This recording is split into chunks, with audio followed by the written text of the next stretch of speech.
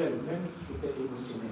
Il n'y a pas de résultat dans les choses de Dieu sans les émotions. Pourquoi? Parce que nous sommes chairs. Et la chair, la Bible dit la chair est faible. C'est pourquoi il y a les émotions. Et les émotions, on ne peut pas les empêcher de venir. Mais la question, la grande question, c'est qu'est-ce qu'il y a après? Qu'est-ce qui se passe après les émotions?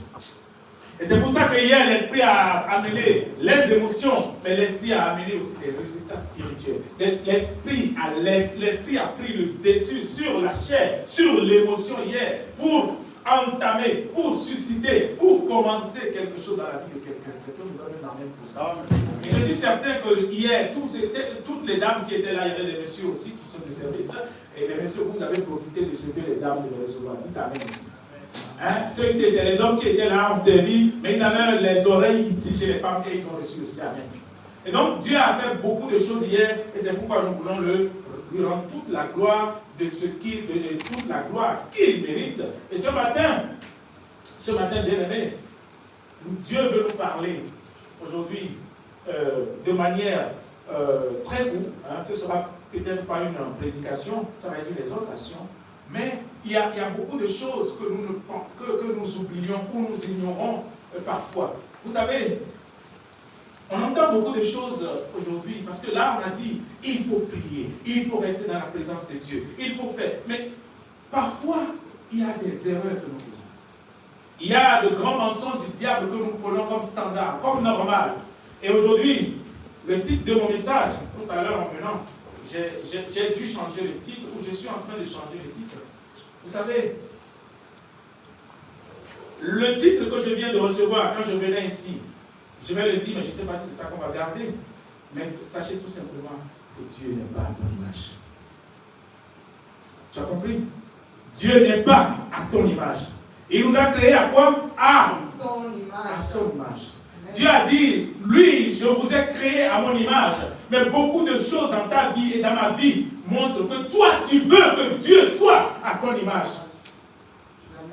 Rentre en toi. Et aujourd'hui, pour ce peu de temps que nous allons passer, pour toi et moi, tu verras que beaucoup de choses que tu fais, c'est que tu veux que Dieu soit à ton image. Alors que c'est une erreur capitale que nous faisons, alors que c'est un mensonge que nous comportons, que nous conduisons, à chaque fois que nous prenons, nous faisons des choses, nous voulons que lui soit à notre image. L'autre titre que j'ai mis, ne confond pas le silence ou la patience de Dieu à son approbation. Ne confond pas le silence, la patience de Dieu à son approbation. J'ai un troisième titre qui veut dire Dieu est patient, mais il n'attend pas éternellement. Voilà le titre de mon message ce matin. Et sur ce titre-là, je vais te demander juste d'écrire la texte. Nous allons prier et après nous allons recevoir. Père, dans le nom de Jésus, nous venons de dire que tu es au-dessus de toutes choses. Nous venons de dire que tu es le Dieu qui pardonne. Nous venons de dire que tu es le Dieu qui demande de pardonner. Nous venons aussi de prier pour dire que c'est toi qui es au-dessus de tous les challenges. Et tu nous as envoyé un titre. Tu nous as rappelé que c'est toi qui nous as créés. Ça, c'est la première chose, Père, que nous venons d'apprendre, sans même entendre ce message. C'est toi qui as créé. Nous, on ne t'a jamais créé. Nous, on ne peut jamais te créer. Et deuxième chose, tu dis, je vous ai créé à mon image. Ça veut dire que c'est à moi que vous deviez ressembler. Ça veut dire que la sainteté que nous devions manifester vient de toi, Père. Oh, pardonne. Pardonne-nous, Père. Parce que nous voulons te mettre à notre image. Parce que lorsque je refuse ce que tu as demandé, c'est que je veux te calibrer à moi. C'est que je veux te rendre comme moi. C'est que je veux te dire que ça t'accepter mes bêtises. Et combien de fois nous le faisons, Père? Aujourd'hui, tu es venu nous enseigner. Aujourd'hui, tu es venu nous révéler. Aujourd'hui, tu es venu parler à travers ce message pour dire à quelqu'un, je suis, comme tu l'as dit dans la parole, je suis. Tu es celui qui nous a créé. Tu es celui à qui nous devions ressembler, pas le contraire. Merci Seigneur d'avoir envoyé ce message qui est pour nous tous. Même l'outil qui donne ce message que je suis avec beaucoup d'humilité, Père, merci de m'avoir enseigné ce message. Je veux refuser aujourd'hui, à travers ce message, nous voulons refuser de vouloir te mettre à notre image, de vouloir te mettre à notre ressemblance, de vouloir par nos attitudes, par nos comportements, par nos infidélités, par nos désobéissances, nous voulons te mettre à notre image, alors que toi, tu nous as créés. Tu nous connaissais avant que nous soyons dans le sein de notre Père. Tu nous connaissais et tu avais des projets pour nous. Jérémie 11, verset 29. Tu as dit, j'ai des projets de bonheur. Et ces projets de bonheur se manifesteront aussi longtemps que tu nous laisses, aussi longtemps que tu nous gardes à ton image. Merci Seigneur pour ce message. Nous ne voulons pas partir d'ici sans avoir pris l'engagement d'écouter, d'entendre et de mettre en pratique. Au nom de Jésus. Amen. Amen. Le Seigneur. Est-ce que tu peux prendre place dans sa présence?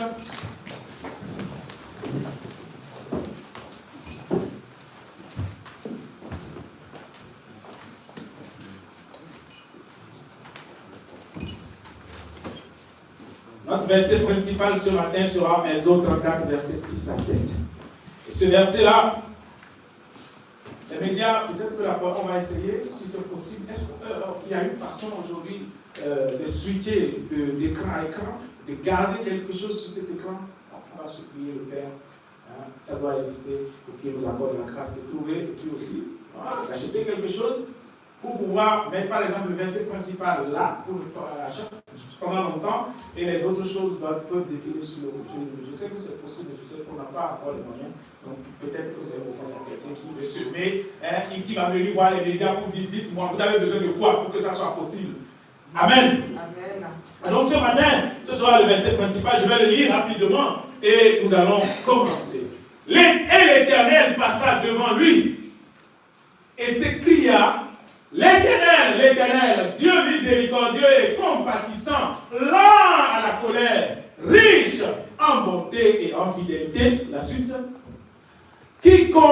Qui conserve son amour jusqu'à 1000 générations, qui pardonne l'iniquité, qui pardonne la rébellion, qui pardonne le péché, mais qui ne tient point le coupable pour innocent, mais qui punit l'iniquité des pères sur les enfants et sur les enfants des enfants jusqu'à la 3e et la 4e génération. Quelqu'un dit aïe aïe aïe. Ce verset, nous le connaissons peut-être, nous l'avons déjà entendu peut-être, mais nous l'avons bien ignoré, comme moi parfois aussi. Nous l'avons ignoré parce qu'il y a des choses que notre âme ne peut pas voir, il y a des choses que notre âme ne peut pas sentir, il y a des choses que notre âme essaie d'ignorer justement pour atteindre le but. Ce que j'ai dit tout à l'heure, Dieu, tu dois me ressembler, tu dois m'accepter, tu dois comprendre. Et parfois, nous raisonnons avec Dieu, nous donnons des excuses, mais c'est Seigneur, toi-même tu vois, mais toi-même tu peux comprendre, toi-même tu vois ma situation. J'ai des enfants, j'ai un boulot, j'ai dormi hier à 2h du matin, et tu me dis encore de venir à 5h du matin. Mais tout ça que tu fais, bien aimé, c'est ce que tu lui demandes de te ressembler. Comment on peut demander à son Créateur de devenir comme soi? Comment on peut demander à celui qui t'a créé? Il t'a créé bien avant que tu le sois. Il te connaissait bien avant que tu le sois. Et tu lui demandes aujourd'hui de comprendre ces choses. Indirectement, tu lui demandes de te ressembler. Dieu ne peut pas te ressembler. Quelqu'un lui demande. Et donc, le plus grand mensonge de notre génération, le plus grand mensonge du diable dans notre génération aujourd'hui, c'est que nous vivons dans une génération où nous voulons créer Dieu à notre image. Et comment ça se passe? Un Dieu, ce qu'on définit, on cherche un Dieu qui n'est pas exigeant, on cherche un Dieu qui pardonne sans repentance. Moi j'ai fait un péché, je ne me repentis pas, le Seigneur est miséricordieux, il va me pardonner. On cherche un Dieu qui aime sans transformer, on cherche un Dieu qui donne sans corriger, un Dieu qui donne sans me corriger, un Dieu qui donne alors que moi je ne donne pas. On veut un Dieu qui n'existe pas. Bien aimé, ce Dieu n'existe pas. Le Dieu de la Bible. Et c'est pour ça que nous sommes là ce matin. Le Dieu dont je veux parler, mon Dieu, ton Dieu, c'est un Dieu qui est amour. Quelqu'un dit amen à ça.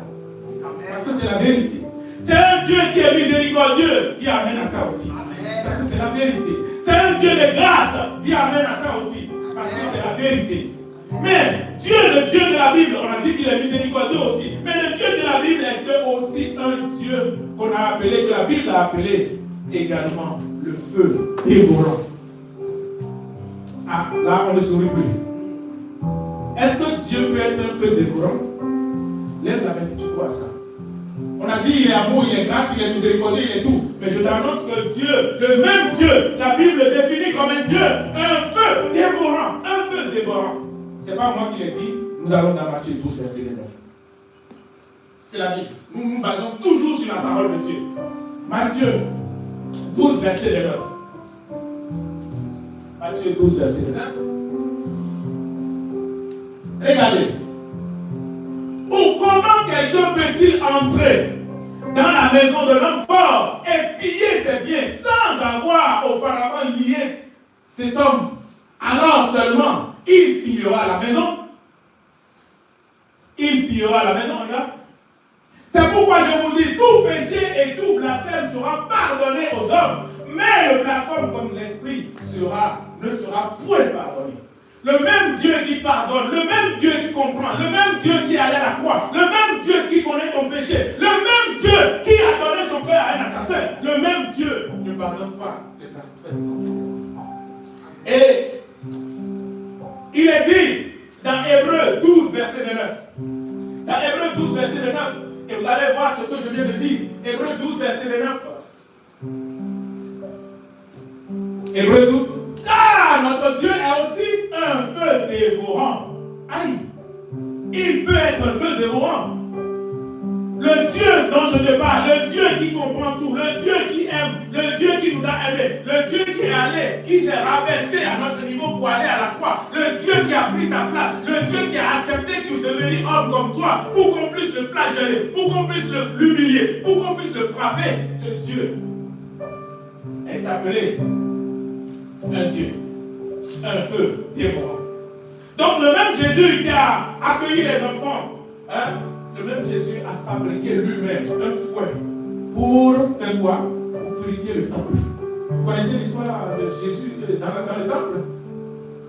Ceux qui disent oui, toi le pasteur Yvan il est trop dur, le pasteur Yvan il est trop dur. Jésus était plus dur que le pasteur Yvan. Rigueur, fermeté, ponctualité. Ces choses-là ne sont pas des hommes, c'est des choses qui sont spirituelles.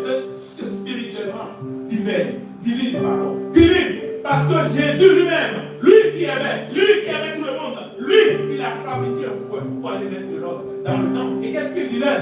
Il disait, il faut de l'ordre dans quoi? Dans la maison de mon Père. Yes.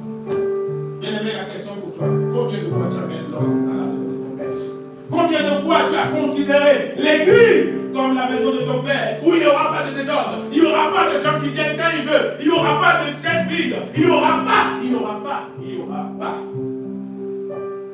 Le même Dieu qui a ouvert la mer rouge, et a englouti la mer du Pharaon. Ce même Dieu, le feu dévorant. Donc ce matin, mon premier point, c'est de comprendre et de nous faire comprendre et de nous faire comprendre pourquoi Dieu est-il patient. Pourquoi il est patient. Et ça, je t'amène dans 2 Pierre 3, verset 9. 2 Pierre 3, verset 9. Le Seigneur ne tarde pas dans l'accomplissement de la promesse, comme quelques-uns le croient, mais il use de patience envers vous, ne voulant pas qu'un périsse, mais voulant que tous arrivent à la repentance. Certaines versions vont vous dire, ils veulent qu'aucun de nous ne périsse. C'est pourquoi Dieu patiente. Il patiente. Il n'est pas obligé de patienter. Dieu est patient parce qu'il espère toujours que tu changes. Dieu est patient parce qu'il espère toujours que tu te transformes. Dieu est patient parce qu'il ne veut pas que tu ailles à la démon, que tu deviennes, que tu ailles peupler le royaume des ténèbres. Dieu est patient. Encore avec toi, avec moi, dans tes péchés, dans tes désobéissances, dans ton infidélité, dans tout ce que tu es en train de faire, il est patient, tout simplement, parce qu'il ne veut pas que tu périsses. Amen. Bien-aimé, je sais que c'est un message qui peut choquer quelqu'un, mais sache une chose, chaque respiration que tu prends est une manifestation de sa patience. Chaque matin où tu te lèves, est une preuve que Dieu t'a pardonné. Est-ce que quelqu'un le suit? Je reprends. Chaque matin où tu te lèves, où tu reçois le souffle de vie, et nous prions tous pour le souffle de vie. Mais sache que chaque matin, quand tu reçois le souffle de vie, c'est qu'il a été encore patient avec toi. Parce que s'il ne voulait pas être patient, tu ne vas pas te lever. S'il ne voulait pas être le Dieu qui est patient, tu ne voulais pas. Parce que le titre que j'ai envoyé, ce titre a choqué déjà quelqu'un. Il va se dire non, il est en train de me faire peur. Il est en train de. Non, je t'explique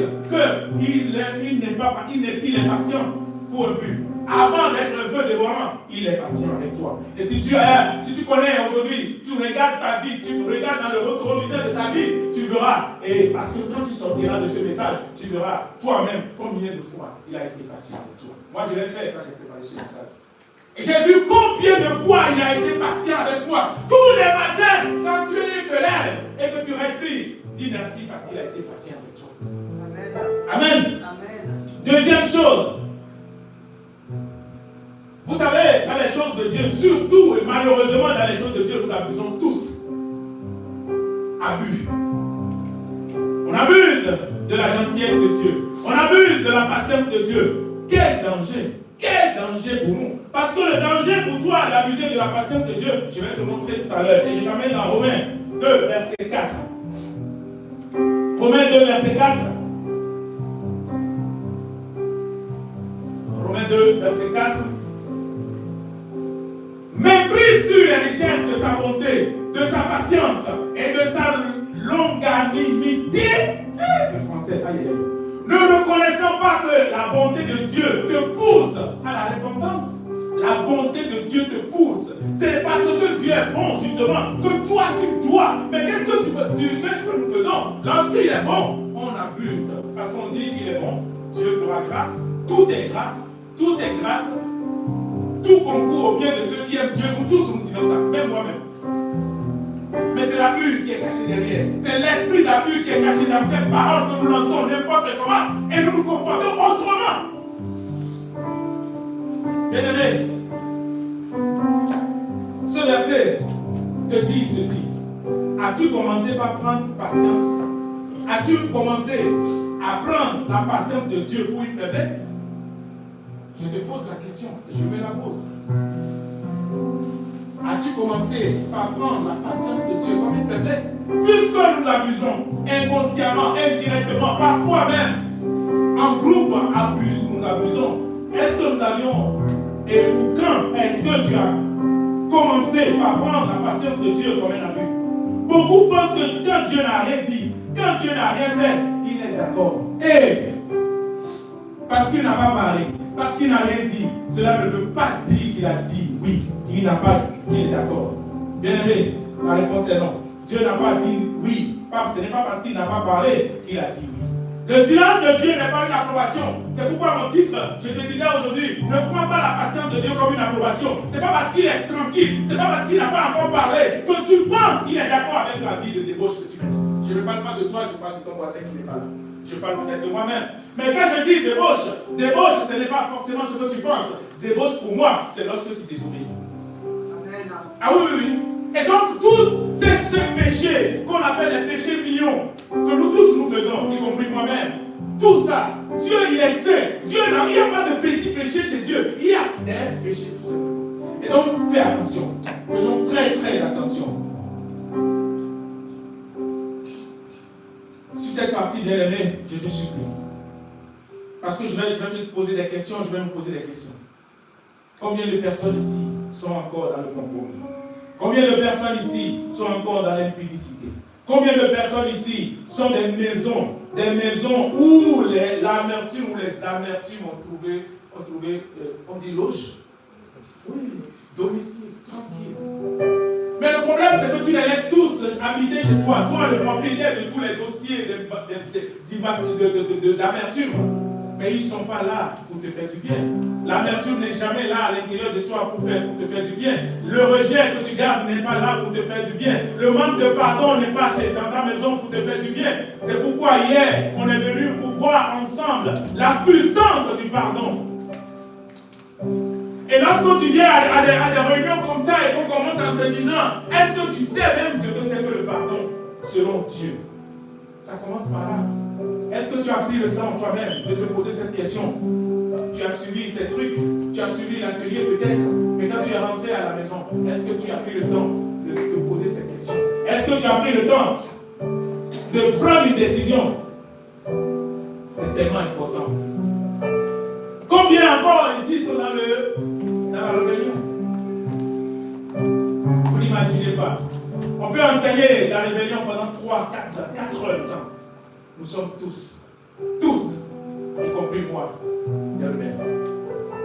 Il y a les petits, il y a les moyens, il y a les grands rebelles. Dieu n'aime pas les rebelles. Et je ne sais pas, je ne suis pas là aujourd'hui pour parler des rebelles que nous sommes. Mais je dis, combien de personnes aussi parmi nous sont dans le mensonge?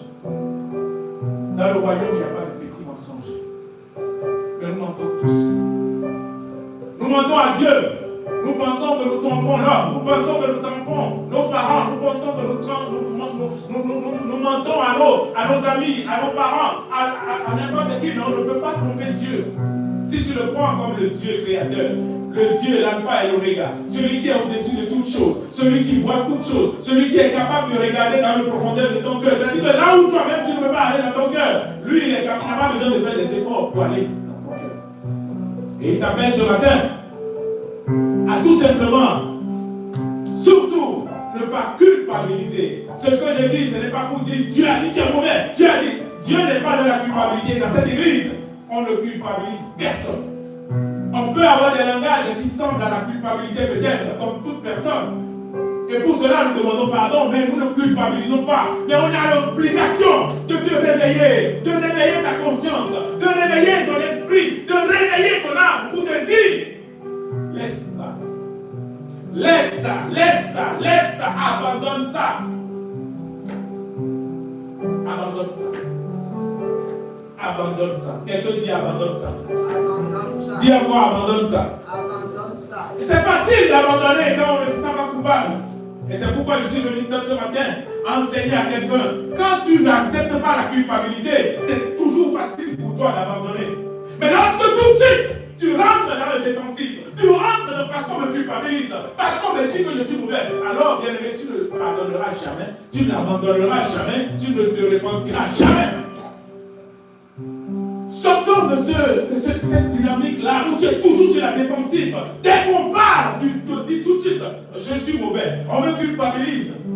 C'est ça qui nous empêche d'accepter. D'abord, d'accepter. Déjà, d'accepter. Tout simplement qu'on est en train de me dire quelque chose pour me permettre de me changer, de me transformer. Et c'est pour ça que ce matin, bien aimé, tout simplement, comprends si tu es dans toutes ces choses que j'ai citées. Je vais reprendre. Compromis, impudicité, amertume, rébellion, mensonge, impudicité. Si tu es dans tout ça, prends ce que je dis aujourd'hui comme le Seigneur est en train de frapper à ta porte. Il est en train de frapper à la porte de ton cœur. Il y a un verset qui dit, honnêtement, je ne me rappelle plus de ce verset, aidez-moi. Quand je vais frapper à ta porte, c'est pas mon cœur. Je ne sais pas le verset. Je ne me rappelle plus de ce verset. Pardon? Apocalypse, on va l'afficher. Mon message ce matin, c'est pour te dire que Dieu est en train de frapper à la porte de ton cœur. Et s'il frappe à la porte de ton cœur, regarde, voici, je me tiens à la porte. Voici, je frappe. Je reprends. Voici, je me tiens à la porte. À quelle porte? À la porte de ton cœur. Ce matin, à la porte de ton cœur. Et il dit, voici, je frappe. Si quelqu'un entend ma voix, la personne ouvre la porte. J'entrerai chez lui. Je soupirai avec lui. Je souperai avec lui. Et lui avec moi. C'est pas le verset, c'est là où il dit, c'est pas vos prêtres, je ne sais pas. Ça, c'est très bon comme verset. Hébreux 3, verset 8. Ça, c'est très bon comme verset aussi. Quand il dit, ouvre la porte, je vais venir manger avec toi. Ce n'est pas le manger physique. Il veut s'installer dans ton cœur. Il veut prendre le contrôle de ton cœur. Il veut être le premier que tu as choisi. Il veut être le premier qui te parle. Il veut être le premier qui te guide. Et là, il dit, n'endurcissez pas vos cœurs, car comme lors de la révolte, le jour de la tentation dans le désert, n'endurcis pas ton cœur quand il va frapper. Après avoir dit ça, bien aimé, il y a des choses qui provoquent la colère de Dieu. Maintenant, je vais te t'aider à comprendre ces choses que tu connais déjà. Si tu as suivi l'instant de la parole avec nous le mardi, ça va être un appel pour toi. Parce qu'on a parlé de ces choses. La première chose qui provoque la colère de Dieu, parce que est-ce que tu es d'accord avec moi qu'on est en train de parler de la colère de Dieu? Il a dit qu'il est lent de colère. Il est lent de colère, mais il n'a jamais dit que Dieu n'est jamais. colère. Lent de colère, ça veut dire, parfois certains on dit, je suis patient, ma patience a des limites. Maintenant, imagine le Créateur du ciel et de la terre. Quand il est lent de colère, et le jour où il est en colère, ça rejoint ce que je dis. Si tu te lèves le matin et que tu arrives à respirer, comprends qu'il vient encore de Dieu. Fais grâce. Oui.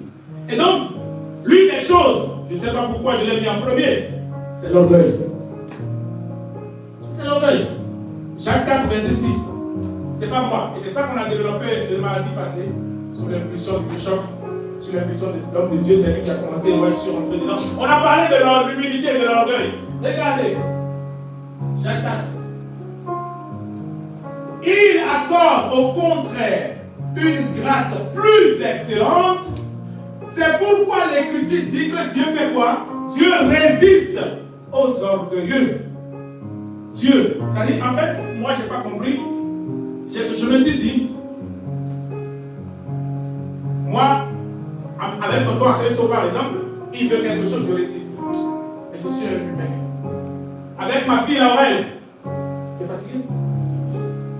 Avec ma fille Laurel, elle ne veut pas quelque chose. Je veux quelque chose, elle me résiste. Mais c'est la chair. Dieu résiste aux orgueils. Si Dieu commence par te résister, bien aimé, est-ce que ça vaut la peine de vivre? Si ton Créateur commence par te résister, on dit Dieu résiste aux orgueils. Et donc c'est un message pour toi, comme je l'ai dit, il frappe à la porte de ton cœur ce matin. C'est pour que tu commences par ne pas être dans cette catégorie. Que cela ne soit jamais notre partage, que notre Créateur commence par nous résister. C'est pas bon. Et surtout ce qui est important dans ce verset, Dieu n'a pas dit qu'il résiste aux sorciers. Il n'a pas dit qu'il résiste aux méchants. Il n'a pas dit qu'il résiste aux adultères. Il a dit qu'il résiste aux orgueilleux. Et Dieu est en train de parler à toi et à moi. C'est quoi l'orgueil caché? C'est quoi l'orgueil? Ce n'est pas le thème de notre message aujourd'hui. Mais je vais te dire tout simplement, parfois tu ne sais même pas que tu es orgueilleux. Et c'est le piège. Tu ne sais pas que tu es orgueilleux. Parce que ton orgueil est bien habillé dans la justification. Ton orgueil est bien habillé par des raisonnements humains, des raisonnements, des excuses. C'est pourquoi on dit des excuses. Entre raison et excuse, l'excuse te plonge. Parce que si tu es vraiment spirituel, quelqu'un qui dit déjà les excuses, tu peux lui dire tu es mort. Tu te plonges toi-même. Tu es en train de t'accuser toi-même. Et les orgueils cachés, c'est je n'écoute personne. Je sais tout. Je refuse la correction. Je me compare aux autres. Je critique constamment. Moi. C'est le pasteur Azé qui disait moi. Non, qu'est-ce qu'il a dit, je crois. Mais en tout cas, il y a quelque chose qui disait que ça n'existe qu'une seule fois dans l'année, le mois de mai. Voilà. Hein? Toujours en train de dire oui, mais. C'est là, à partir de ces deux mots-là, que l'excuse commence. Parce que tu cherches toujours quelque chose à justifier, au lieu d'accepter tout simplement et de te repentir et de dire Seigneur, pardonne-moi. Je sais que je suis avec la chair. Je sais que la chair est disposée, la chair est faible, mais l'esprit est disposé. Mais je viens de laisser la chair prendre le dessus. Je viens de me laisser prisonnier de ma chair. Pardonne-moi. On a dit qu'il est lent de la colère. Et ta miséricorde, c'est qu'il entend ses paroles. Il regarde ton cœur et il te pardonne. Pourquoi tu insistes à vouloir le mettre à ton image? Que cela ne soit pas ton partage, bien-aimé, je sais que toi tu es autrement au nom de Jésus. L'exemple palpable de cet orgueil, c'est Lucifer. Nous tous, nous connaissons Lucifer. Nous connaissons ce qu'on appelle aujourd'hui le diable. Lucifer, l'ange de lumière. Il a été oint. Il était très beau. La Bible dit que Lucifer a été oint. La Bible dit que Lucifer est très beau. Il paraît que c'est un beau gosse. Très talentueux. Surtout dans les louanges. Lucifer, je crois, avant de devenir ce qu'il est devenu, il était dans le révélat. Oui ou non? Il était dans le révélat. Je comprends aujourd'hui pourquoi il attaque le révélat. Parce qu'on l'a catapulté de là. On l'a enlevé de la louange. Pourquoi? Un infidèle, quelqu'un qui est désobéissant, quelqu'un qui est orgueilleux, Lucifer était orgueilleux. Il a été loin, il était beau, il était proche du trône, il était proche de Dieu. C'est l'un des conseillers les plus proches de Dieu. C'est l'un des hommes de confiance de Dieu. Lucifer était comme Dieu. Dieu disait, tu es comme moi, je suis comme toi. Mais regardez, avec son orgueil, il a été transformé en Satan. Avec son orgueil, il a été transformé en Satan. Et c'est pour cela que nous devons faire très attention. Il y a un jugement. Et je ne veux pas que cela nous arrive. Regardez Romains 1, verset 24. Romains 1, verset 24. Romains 1, verset 24. C'est ça. C'est pourquoi Dieu les a livrés. Dieu, on n'a pas dit qu'ils ont été livrés par le Satan, ils ont été livrés par le pasteur, Dieu les a livrés à quoi? À l'impureté, selon les convoitises de leur cœur, en sorte qu'ils déshonorent eux-mêmes leur propre corps. Mais, pardonnez-moi le mot, ça, Dieu les a livrés. Dieu les a livrés. Dieu les a livrés à l'impureté. Selon quoi? Pas selon sa volonté, pas selon lui, selon les convoitises de quoi? De leur cœur. Gardez vos cœurs plus que toute chose. Gardez vos cœurs, gardons nos cœurs plus que toute chose. Le pire jugement, bien aimé, ce n'est pas la maladie. Le pire jugement, ce n'est pas la pauvreté. Le pire jugement, c'est lorsque Dieu retire ta main sur toi. Oui, le pire jugement. Là, on les a livrés, on dit les a livrés, les a livrés à l'impureté. Bien aimé, le pire jugement, ce qui ne doit jamais nous arriver, c'est que Dieu ne retire pas sa main sur nous. Parce qu'à partir de ce moment-là, je ne sais pas, je ne veux même pas en parler, je ne sais pas comment tu peux faire si lui, il retire sa main puissante sur toi. Que cela ne nous arrive au nom de Jésus, quelqu'un dit amen à ça. J'ai des exemples pour toi. Regarde Samson, rapidement. Dieu a parlé, Dieu a agi, Dieu a combattu pour lui. Puis vient le compromis. J'ai parlé des choses tout à l'heure, compromis. L'impudicité et toutes ces choses, compromis était dedans. Samson, Dieu a parlé, Dieu a agi, Dieu a combattu pour lui. Mais quand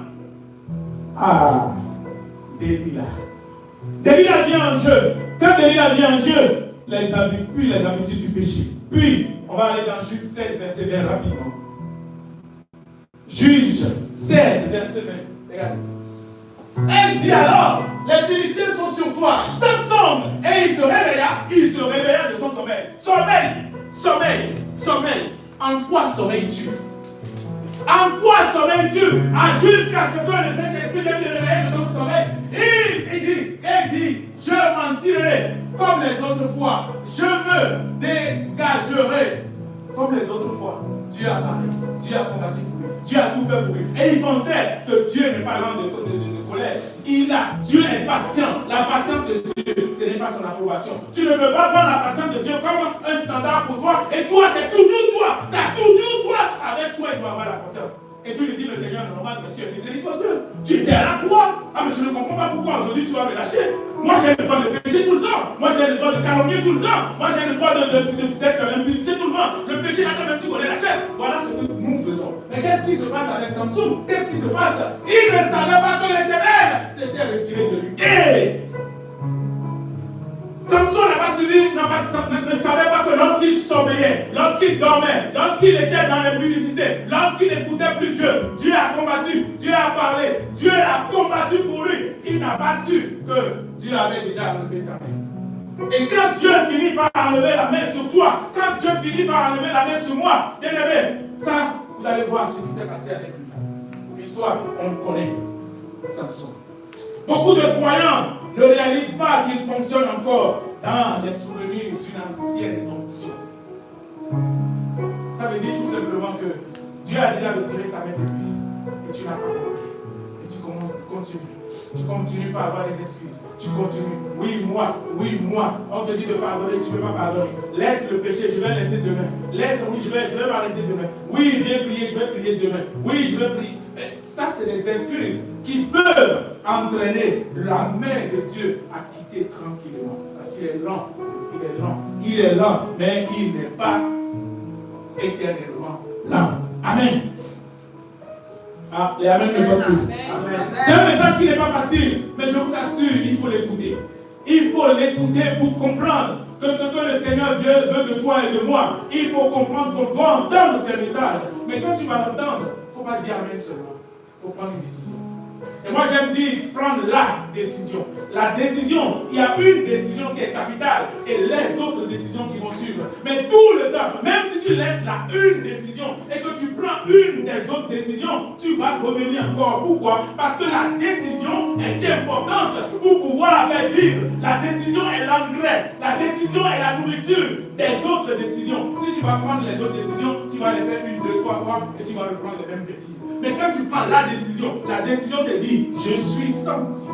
Amen. À partir d'aujourd'hui, quel que soit ce qui va arriver, moi je suis planté comme un arbre. Je ne sais plus comment l'arbre s'appelle. Le pasteur Julien a parlé d'un arbre. Ça a un nom. Je ne me rappelle plus de cet arbre. Ça veut dire que cet arbre-là, quand il est planté, il y aura la tempête. Tu vas la voir l'arbre se courber jusqu'à terre. Mais là, il revient. Amen. Il revient après la tempête. Amen.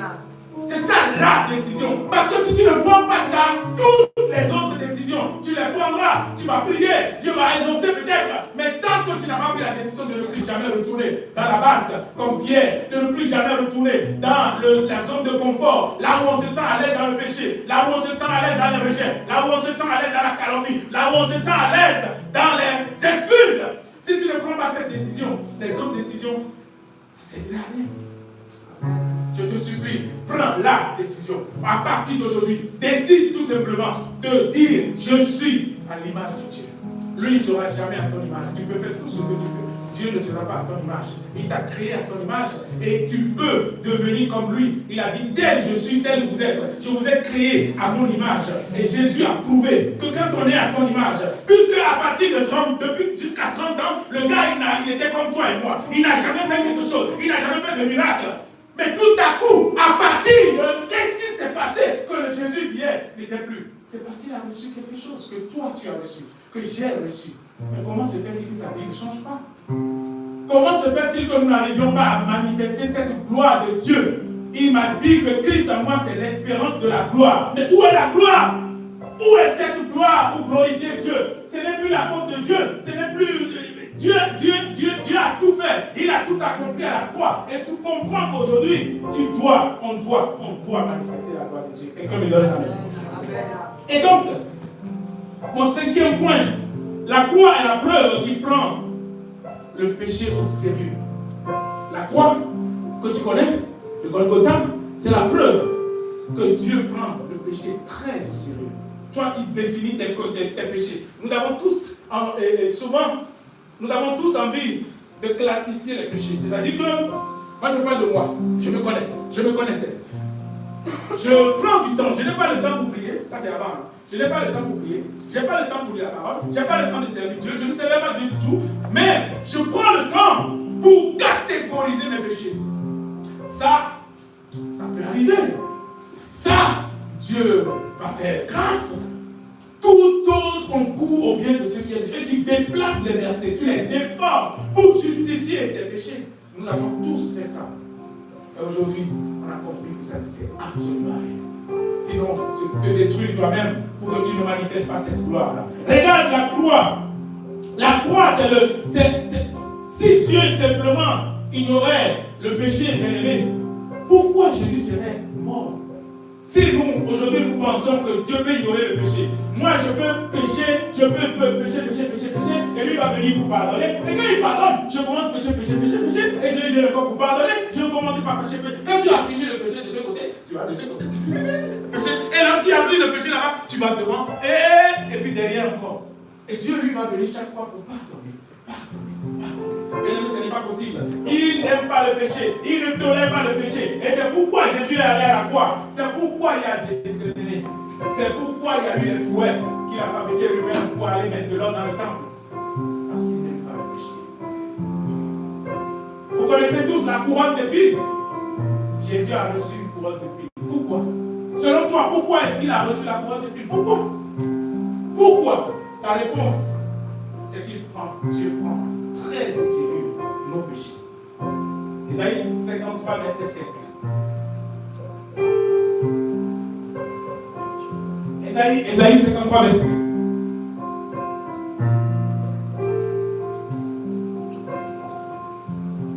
Ésaïe 53, verset 5. C'est bon.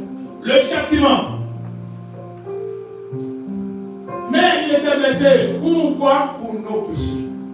Il prend le péché très très au sérieux. Il était blessé pour nos péchés. Il était brisé pour nos péchés. Il était brisé pour nos iniquités. Le châtiment qui lui donne la paix, qui nous donne la paix, le châtiment qui nous donnait la paix, ce châtiment-là est tombé sur qui? Sur lui. Et c'est par ces blessures que nous sommes guéris. Le châtiment qui nous donne la paix est tombé sur lui. À la croix, la justice de Dieu a rencontré la miséricorde de Dieu. À la croix, la justice de Dieu a rencontré la miséricorde de Dieu. La croix, c'est un lieu de rendez-vous. La croix, c'est un carrefour où la justice est venue pour rencontrer la miséricorde. À la croix, la sainteté de Dieu a rencontré l'amour de Dieu. À la croix, il y a eu une rencontre. Pas pour toi, pas pour lui. Lui, il est amour. Lui, il est miséricordieux. Il ne va pas venir à la croix pour son propre amour. Il est venu à la croix pour toi. Il est venu à la croix pour moi. Il est venu à la croix pour que tu comprennes qu'il prend le péché au sérieux. Et sixième partie, les signes que Dieu t'appelle à la repentance. Parce que le problème, tout ce que j'ai dit tout à l'heure, il y a des signes. Quand on dit Dieu est lent à la colère, Dieu commence à te donner tes péchés, Dieu commence à te parler, Dieu commence à te faire des signes, à te faire des signes de phare. Hein? Nous faisons des signes de phare parfois pour autre chose.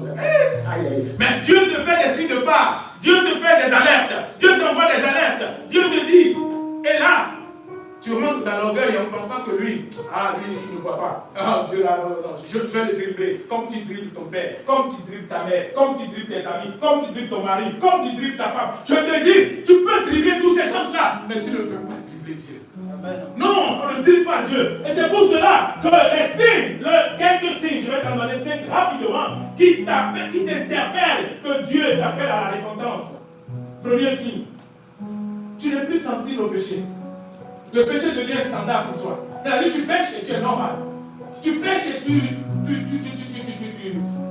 tu ne sens plus. Il n'y a plus de remords. Le Saint-Esprit toc, toc, toc, toc en toi. Ça devient normal. C'est vrai, on est le temple du Saint-Esprit. C'est vrai, il est en nous. Mais on n'écoute pas parfois. Et ce n'est pas parce que tu as le Saint-Esprit que tu peux t'entêter de l'écouter. Et tu le dis, il finira par le toquer plus fort. Dieu toque, mais il ne toque pas très fort.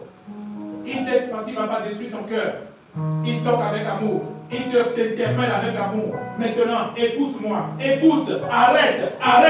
Mais quand tu n'es plus sensible au péché, c'est grave. Donc si tu es dans le cas aujourd'hui et qu'il y a un péché pour lequel tu n'es plus sensible, c'est-à-dire que ne pas être sensible au péché ne veut pas dire qu'on ne le sent pas du tout. Hein. C'est-à-dire que tu pêches, après tu sors, mais après tu le fais. C'est ça. Parce que nous tous on pêche. Il n'y a personne qui ne pêche pas. Il disait, le premier qui n'a jamais fait de péché, qui lance la première pierre. Qu'est-ce qui s'est passé? Et tous, chacun est parti de son côté, il n'y avait personne. Donc parmi nous aussi, il n'y a personne. Même le pasteur, il pêche. Tout le monde. Aucun. À part Jésus. Mais n'accepte pas que le péché devienne standard pour toi. Ne sois que tu arrives au moment où tu n'es plus sensible au péché. C'est grave. C'est Dieu maintenant il a crié fort pour que tu te repentes. Deuxième point. Tu justifies ce que Dieu condamne. Tu justifies. Quand tu sens que tu as toujours une justification pour ce que Dieu condamne, fais attention. Ce que Dieu condamne, tu ne peux pas dire que tu ne sais pas. Le Saint-Esprit, c'est lui qui révèle ce chose. Et tu le sais très bien. Quand tu fais quelque chose qui condamne, on dit ne mens pas, tu mens. On dit ne vole pas, tu voles. On dit ne pêche pas, tu pêches. On dit pardonne, tu refuses que j'ai tout pardonné, mais ça là, non, ça, non, tout, je veux tout pardonner, mais j'ai tout pardonné, mais ça là, non, il faut que lui-même comprenne que Dieu comprenne que ça là, je ne peux pas pardonner. Et je ne dis pas que c'est facile. Je ne dis pas que c'est facile du tout. Il y a des choses, et je crois qu'on a vu ça hier ici, il y a des choses qui sont très, très, très difficiles à pardonner. Mais tu dois pardonner. Parce que le pardon fait du bien à celui qui pardonne. Oui, le pardon fait. C'est le problème, c'est le piège du diable. Il va te donner, oui, tu as raison, on t'a méprisé, on t'a calomnié, on t'a insulté. Mais regardez nos pères spirituels. Regardez le pasteur Marcelo. Regardez le pasteur Ivan. Qu'est-ce qu'on n'a pas dit? On a même montré des images qui montrent qu'il est franc-maçon. On a montré, moi j'ai vu des images du pasteur Marcelo qui avait le signe là, même qu'on connaît. Il y a des gens qui sont spécialisés du jour 24 sur 24 pour démonter un pasteur. Vous voyez? Donc il y a des gens pour ça. Mais ce matin, il est en train de te dire, ne justifie pas. Il faut se arrêter. Troisième chose, tu résistes à la correction. C'est-à-dire qu'on te démontre, et toi-même dans ton cœur, tu sais très bien que ce qu'on te dit là est faux. Tu le sais, parce que ce n'est pas possible, nous avons le même esprit, c'est un seul esprit. Hier ou vendredi, on a prié pour l'unité de l'église, je pense que c'est vendredi, non? Vendredi, on a prié pour l'unité de l'église ici. Et on a crié à Dieu pour... Vous savez, quand on parle de l'unité de l'église, mais vous savez, l'église est détruite, l'église est vidée parce qu'on n'est pas un. Et l'unité de l'église est accompagnée souvent par des petits esprits, que moi j'appelle petits des esprits insignifiants. C'est la division, la distraction, la division, la dispersion. Ces petits esprits-là qui viennent tranquillement pour détruire l'unité de l'église. Et donc, à chaque fois, bien-aimé, que tu résistes à changer, que tu refuses de te transformer, que tu refuses tout simplement la correction qu'on te dit, attention, alerte, tous les alarmes sont en rouge pour te dire, attention, Dieu t'appelle à la repentance. Et c'est pourquoi quand il est lent, il fait tout cela. Dieu n'est pas lent en ne rien faisant, Dieu est lent en te lançant des alertes. Quatrième chose, quand tu commences par préférer le confort à l'obéissance, quand tu commences par préférer le confort, vous savez, ça fait bientôt 2 ans que l'église ici s'est bougée ici, de regarder les chaises vides. Il y a des gens qui sont déjà arrivés ici plusieurs fois. Aujourd'hui, si tout le monde, la Bible nous demande de retourner aux premiers amours. Si tout le monde avait compris ça, on serait déjà en train de chercher une deuxième salle.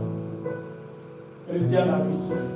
Par des petites conneries, par des petites où on m'a parlé de quoi, on a parlé mal de quoi, on m'a fait ceci, on ne m'a pas fait ceci, on ne m'a pas fait ceci parce que tu n'as pas compris l'essentiel, tu n'as pas compris ce pourquoi tu viens ici. Tu penses que tu viens voir des gens parfaits alors que toi-même tu n'es pas parfait. Tu penses que tu es venu voir des frères et sœurs parfaits alors que toi-même tu n'es pas parfait. Tu penses que tu viens voir un berger saint, un berger qui est cher aussi. Et tu pars de sa présence. Alerte rouge. Alerte rouge. Tu retournes dans la zone de confort, là où tu étais. Puisque de toute façon, depuis que tu as quitté l'église à cause de tel, ta vie n'a pas changé. Ah oui, moi je suis sûr à 99%. Aucune des vies n'a changé parce qu'on a quitté la présence de Dieu. Parce que on me fait chaud. Parce que nous, qu'est-ce qu'on va dire? Toi qui es là, tu es encore là. C'est sûr que toi aussi, quelqu'un ou moi, ou on t'a blessé, mais tu es resté. Mais nous sommes tous la chair. Mais le diable a tout fait pour que tu ne sois pas dans cette présence. Le seul combat que tu dois vaincre, c'est le fait d'empêcher que Dieu n'enlève sa main sur toi. Mais tout ce que le diable fait aujourd'hui, c'est pour arriver à ça. Ceux qui sont partis d'ici, que je connaissais, que nous connaissions, qui étaient ici, et qui n'ont pas encore l'église, qui ont passé à plusieurs églises, vous pensez que c'est une bonne chose? C'est tellement tristesse pour nous. Nos cœurs sont froissés et nous prions tout le temps pour que le diable lâche prise sur ces gens-là, pour qu'ils reviennent dans sa présence. Parce que la solution, c'est dans sa présence. Le diable va les amener partout, mais leur vie ne change pas. Leur vie ne change pas. Que cela ne soit pas nous, notre partage, parce que nous avons décidé de rester malgré les calomnies, de résister malgré les problèmes, rester dans sa présence. Parce qu'on ne vient pas pour un homme ici. Ah oui, on ne vient pas pour. Tu ne viens pas ici pour tonton Ludo. Vous savez, parfois, quand j'appelle les gens, et nous le faisons tout le temps, on est derrière les gens comme si c'était pour nous. On appelle plusieurs personnes de vendredi, samedi, toute la journée. Pardon, viens à l'église. Et certaines personnes te répondent, oh tonton, ne t'en fais pas. Je vais arriver. Et c'est pas pour moi. C'est pas pour moi. Donc c'est une erreur, c'est un mensonge que le diable met dans leur cœur en pensant que c'est pour le berger qu'on vient à l'église. C'est pour nous qu'on vient. Donc parfois même il te calme, il te rassure. Tonton Lido, non, ne t'en fais pas. Non, c'est pas pour moi. Ce n'est pas pour moi, c'est pour rencontrer ton Dieu, c'est pour rencontrer ton Créateur, c'est pour que sa main soit restée, que sa main reste sur toi, c'est pour qu'il puisse opérer les transformations qui vont te faire briller, c'est pour qu'il puisse travailler avec toi et que jamais sa main ne te quitte. C'est pour ça qu'on vient dans sa présence. Oui, c'est pour ça qu'on vient dans sa présence. Cinquième chose, tu entends la parole et tu ne changes pas. Tu entends la parole et tu dis Amen, Amen. Waouh, gloire à Dieu. Mais c'est ce que je dis, tu ne prends pas la décision de prendre des décisions. Tu entends la parole. Et comme il a dit, vous allez entendre, mais n'endurcissez pas vos cœurs. Quand vous entendez, d'ailleurs, il y a une version, Jacques 1, verset 22. Jacques 1, verset 22. Jacques 1, verset 22. Regardez. Mettez en pratique la parole. Et ne vous bornez pas à l'écouter en vous trompant vous-même par des fausses foi, raisonnements. Mettez en pratique la parole. Pas mettez en pratique la volonté de Tonton Ludo. Tonton Ludo est un pécheur. Tonton Ludo c'est que la chair. Tonton Ludo c'est parle parfois mal aux gens. Tonton Ludo fait aussi des péchés. Lui-même il doit aller devant Dieu pour que Dieu le pardonne. Tata on est pareil. Les référents de l'église pareil. Tous nous sommes des pécheurs. Donc tu ne viens pas à l'église pour moi. Quand tu vas entendre quoi? La parole. La parole c'est quoi? Au commencement était quoi? La parole était qui? Dieu. Et la parole était où? Avec Dieu. C'est ça qu'il faut écouter. Arrête de m'écouter. Arrête d'écouter les référents. Arrête d'écouter tes frères et sœurs. Arrête d'écouter. Écoute la parole. Et c'est la parole qui va te transformer. Écoute la parole. C'est la parole qui va te modifier. La parole qui va te conduire. La parole qui va te transformer. Parce que tu deviens la meilleure version de toi-même. C'est ça l'objectif de Dieu. C'est pourquoi il est là. De colère. C'est pourquoi il attend encore pour que tu ne périsses pas. Pour que tu ne rentres pas. Pour surpeupler le royaume des ténèbres. Tu as été sauvé pour peupler le royaume des cieux. Voilà, mon dernier point rapidement. La patience de Dieu a une date d'expiration. La patience de Dieu a une date d'expiration. Tout le monde achète un médicament aujourd'hui. La première chose, même tu vas dans le magasin, tu achètes du pain, tu regardes. Ça explique quand. Le yaourt, ça explique quand. Je me rappelle d'une histoire que certaines personnes vont connaître ici. J'ai acheté un yaourt la semaine passée. La date d'expiration, c'était le 6 ou le 5 juin. On était le jour même, le jour. J'ai commencé par paniquer, j'ai dit que je ne vais pas prendre. Moi, j'ai pris finalement parce qu'il y a quelqu'un qui m'a dit non, si c'est périmé là, tu peux prendre encore une semaine. Ou 2-3 jours, la personne se reprend. Oui, on a pris ce yaourt là. J'ai pris ce yaourt, je suis encore vivant. Peut-être, dans ton cas, la date d'expiration de Dieu est déjà arrivée. Et il t'a accordé encore une semaine. Il t'a accordé encore 2 semaines. Il t'a accordé encore 1 mois parce qu'il est miséricordieux. Mais ne pense pas que ça, la date de péremption, la date d'expiration de la patience de Dieu, c'est éternel. Amen. Amen. Genèse 7, verset 16. Et là, je vais rapidement. Genèse 7 à partir du verset 16.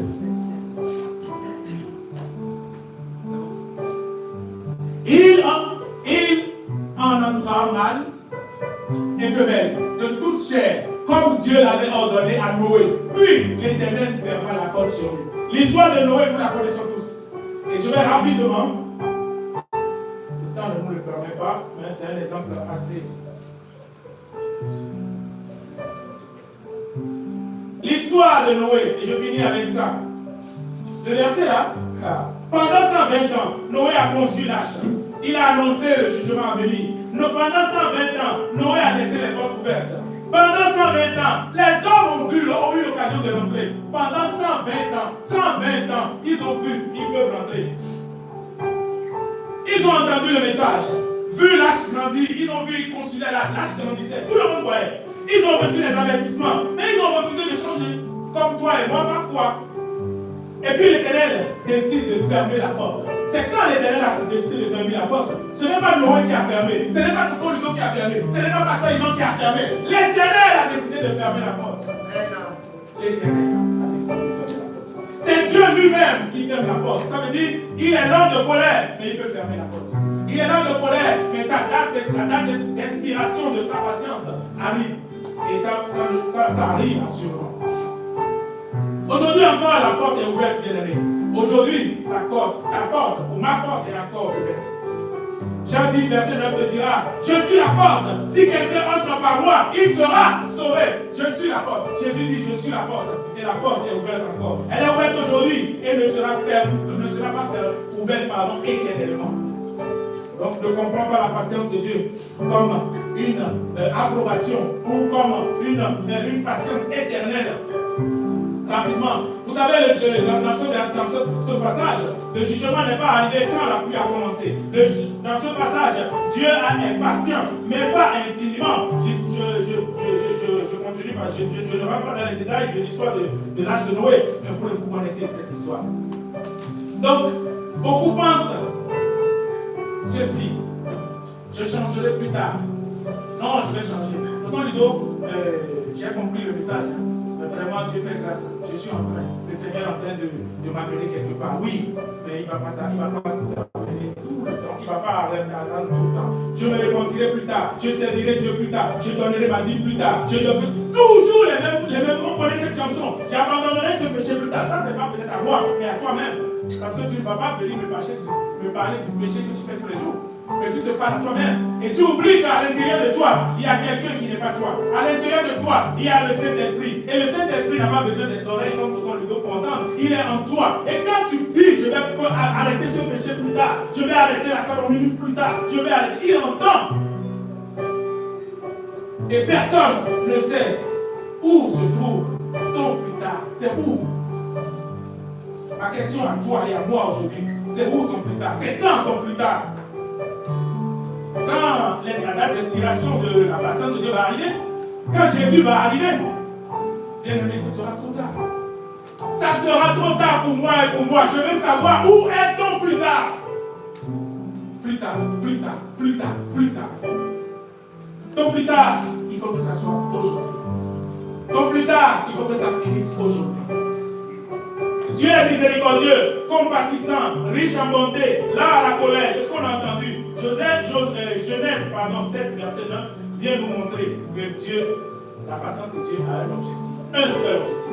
La patience de Dieu a un objectif. Et l'objectif de la patience de Dieu, c'est amener l'homme à rentrer dans l'âge de Noé. La patience de Dieu, c'est amener toi et moi à rentrer dans l'âge. Parce que les portes sont encore ouvertes. Les portes de l'âge sont encore ouvertes, bien aimés. Ces portes sont ouvertes pour toi et pour moi. Et nous devions rentrer dedans. Maintenant, pas demain. Pas demain. Maintenant.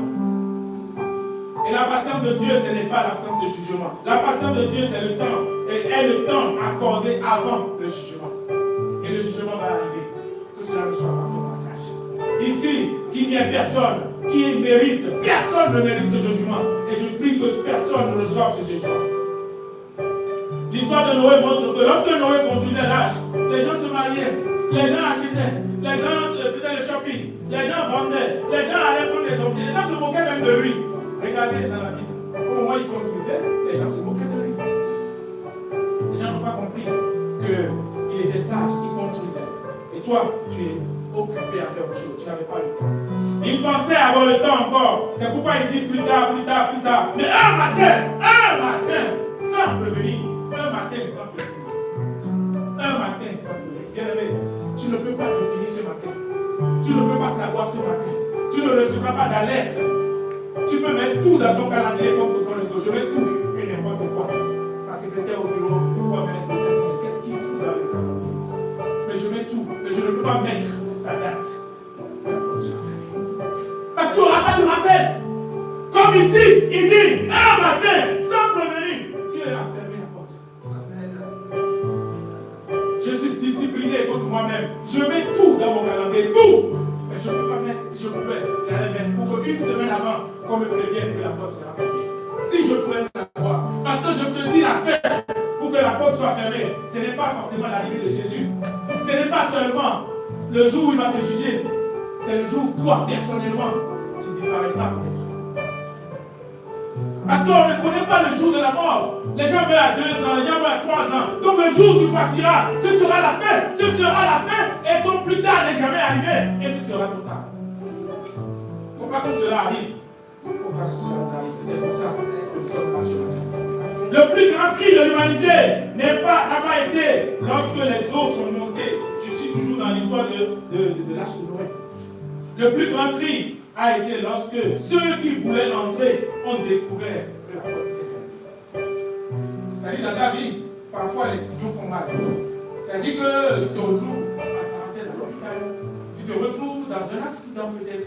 Dieu a parlé à des gens comme ça.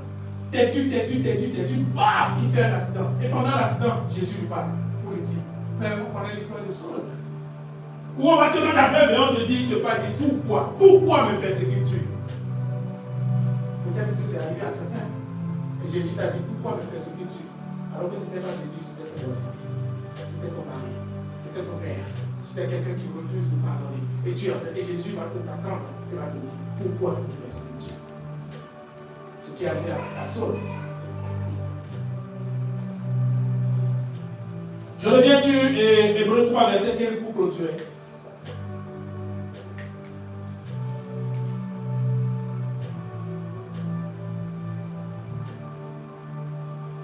C'est bien Hébreux 3, verset 15. Pendant qu'il est dit, aujourd'hui, si tu entends sa voix, n'endurcis. Voilà le verset que je cherchais avant. On a vu. Et aujourd'hui, si vous entendez sa voix, n'endurcissez pas vos cœurs.